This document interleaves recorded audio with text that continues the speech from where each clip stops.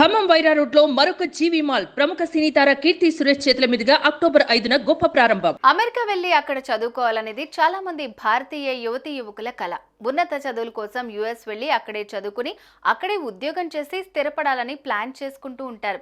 ఇందుకోసం వారి తల్లిదండ్రులు కూడా పిల్లలను ప్రోత్సహిస్తూ లక్షల్లో అప్పు చేసి ఆస్తులు అమ్మేసి మరీ వారిని అమెరికా పంపిస్తున్నారు.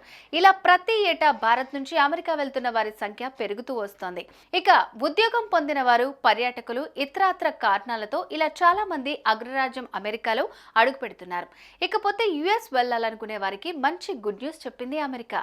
ఇంతకు ఆ గుడ్ న్యూస్ ఏంటి, అసలు సంగతి ఏంటనే పూర్తి వివరాలు మీకోసం.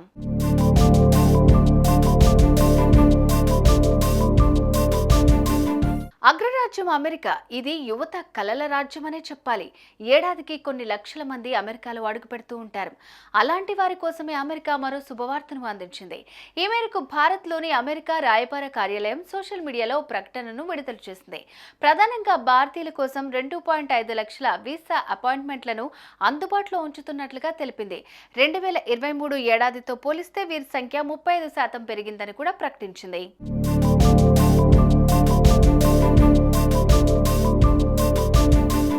ఈ సందర్భంగా యుఎస్ రాయబారి ఎరిక్ గార్సెట్టి మాట్లాడుతూ భారత్ యుఎస్ మిషన్లో భాగంగా గడిచిన 2 ఏళ్ల కాలంలో 10 లక్షల మంది నాన్ ఇమిగ్రెంట్ వీసా కోసం దరఖాస్తు చేసుకున్నారని, ఈ ఏడాది వేసవిలో స్టూడెంట్ వీసాలను అత్యధిక స్థాయిలో ప్రాసెస్ చేశామని అన్నారు.